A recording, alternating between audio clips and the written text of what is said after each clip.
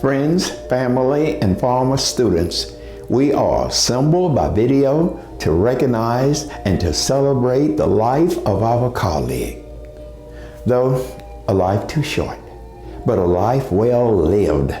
Heather Hughes. I'm Cousin Andrew Castile, a former classroom teacher, author, and researcher. Before we begin our homage to our departed friend, I would like to mention that I drank a cup of coffee while putting this presentation together. And you may say, why is that a big deal? Why is that so important? Millions of adults consume coffee daily. Well, consider this. My former students and others know why I do not drink coffee. Often I would hear, now Mr. Castile, why do you bother to buy coffee and do not drink it while other teachers drink their coffee? That makes no sense. Well, students, let me tell you this. I have been informed that coffee is often associated with sophistication. Now, when you reach adulthood and you choose to drink coffee, keep this in mind, please. And that is that commercials and advertisement may not always provide accurate information. Case in point now. Come to our coffee place and we will make you a star for a buck. A star for a buck. Oh boy, I know what. I'm gonna go there because I want to be recognized. So I spent almost an hour at one of their locations and did not once hear the greeting, well, hello there, how are you today? I would like to know you. Please bring your coffee and sit with me. Now, you see what I mean about coffee? I just don't like coffee. We all know that our departed loved ones cannot hear our thoughts. Nonetheless, we feel relieved to share our cherished memories aloud, thus reminding ourselves of the wonderful people we have known, those we treasure, the pleasantries we are left with. Heather, your friends remember your kindness, friendship, your displaying of your remarkable character towards every person. And we all know that if someone met you, they are so fortunate and they're so grateful. Now, Heather, this is a brief update regarding several recent events that may interest you, and I do believe they will. You see, recent trends suggest a decline in positive societal values alongside an increase in violence, hatred, gaslighting, pursuit of monetary success, toxic indifference. And these are just a few examples. Social scientists and psychologists noted that cable TV, social media, and technology, such as smartphones, computers, texts, emails, have reduced face-to-face meaningful communication. And these negative effects are more harmful and pronounced to our precious youth, giving rise to a twofold increase in suicide. And neighbors do not communicate with each other. Faith leaders lament society needs God more than ever. We have lost our morality, our valuable character. But let me say this. Wouldn't our moral conscience tell us that God is not responsible for our lack of character, our disrespect for others, or our tendency to demonize those with different appearances, different beliefs, different orientations? Character development should be part of school curricula.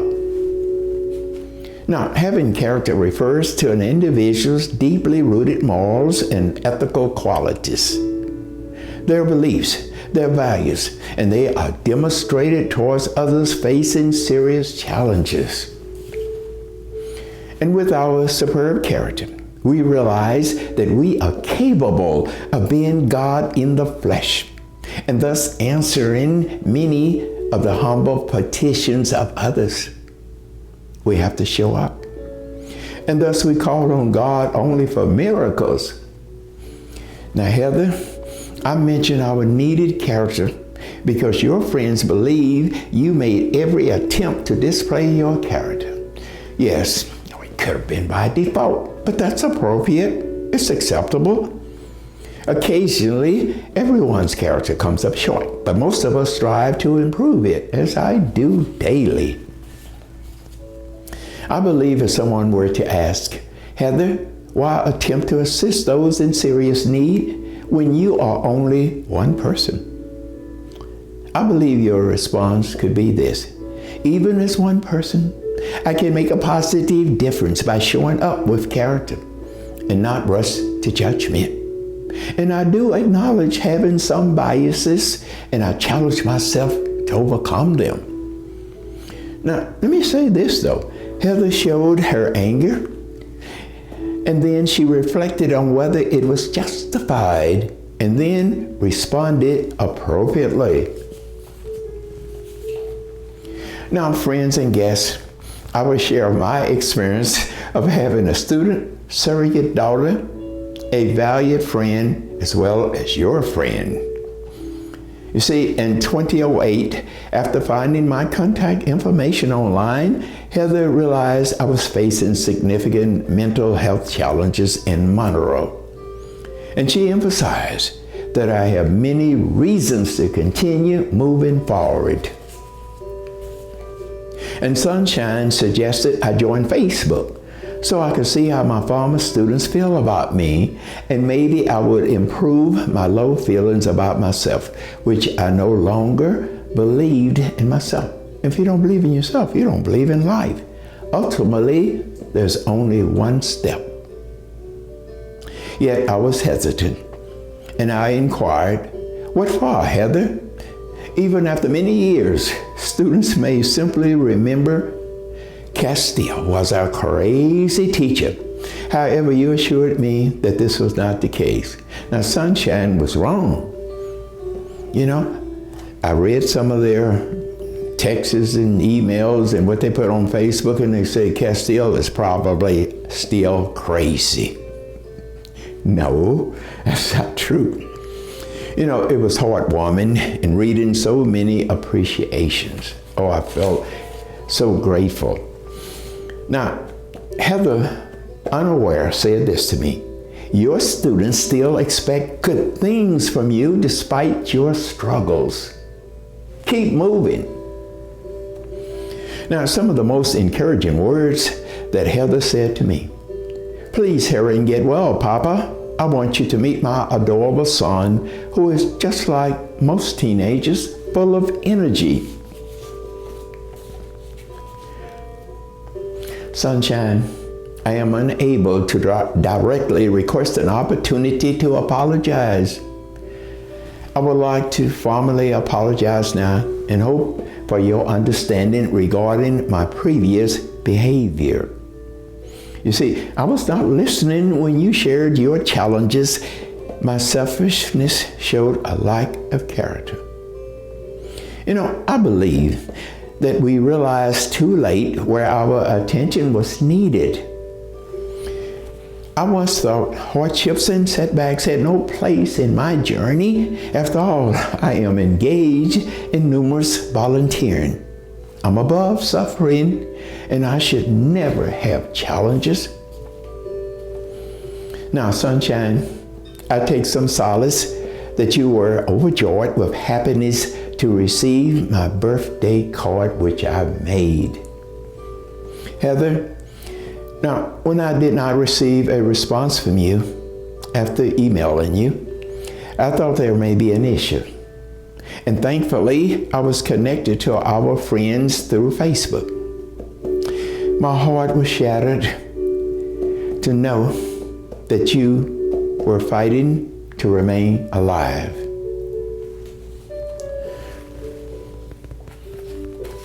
I expressed my condolences and support, although I was uncertain if it would be helpful. Still, I said I must pray as I never have before. And Heather, this is my petition. Divine Creator, though my faith is weak, I would give up 5 years for Heather's health to be restored. You see, the focus is not on her feelings toward me or my appreciation for having met her. Rather, it is more about Heather's admiration and empathy for others. And I do thank you, Divine Creator. Now, attendees, I remember often telling a very respectful girl, please pay attention, this is important for your learning. Had she expressed her thoughts, the class might have politely heard, I'm paying attention, Mr. Castile, but you keep repeating stuff that we already know. And why must you jump up and down and throw books on the floor? And there were times her homework wasn't turned in on time. Now, Heather, sweetheart, I must ask you this. Were you associated with the group who placed a cat in my desk drawer, knowing my negative feelings towards the cat? And maybe you were part of the group who called my home. I heard this from someone. Is this Mr. Castile, a teacher at Haynes? Well, I'm calling from the SPCA, and we're calling to ask you, would you please adopt a few cats? No, I don't think so. Well, Mr. Castile, we'll provide food for the cats. Okay, I'll think about it. Oh, thank you, sir. You know, before they hung up, I could hear them laughing, but I found each situation very entertaining. And despite their eagerness to learn and respect for nature, they sometimes seemed incorrigible. I asked myself, does that remind me of someone I know? You see, I often reflect on my teen years when I unknowingly build character through acts of defiance. You see, I would take things from stores with no thought of returning them, and even a small amount of money from church's collection plates. Notice I said take things. I did not say steal things. I don't think I stole. Nonetheless, I would distribute these things that I took to the needy, those with bare necessities for survival. My grandfather, a preacher, caught me stealing and said, I must pray if I am to be forgiven. So nearly every night after I went, and I hear laughed out there, most likely from my former students, which were known to try and get ahead of my thoughts. They never did. Now, please, former students, be courteous. Let me continue. Thank you. Now, as I was saying, I would pray each night asking to be forgiven for my taking of things without permission. Now, as an old man, age 83, I am certain that God forgives our missteps. I don't know why I divulge my age. I'm always lying about it.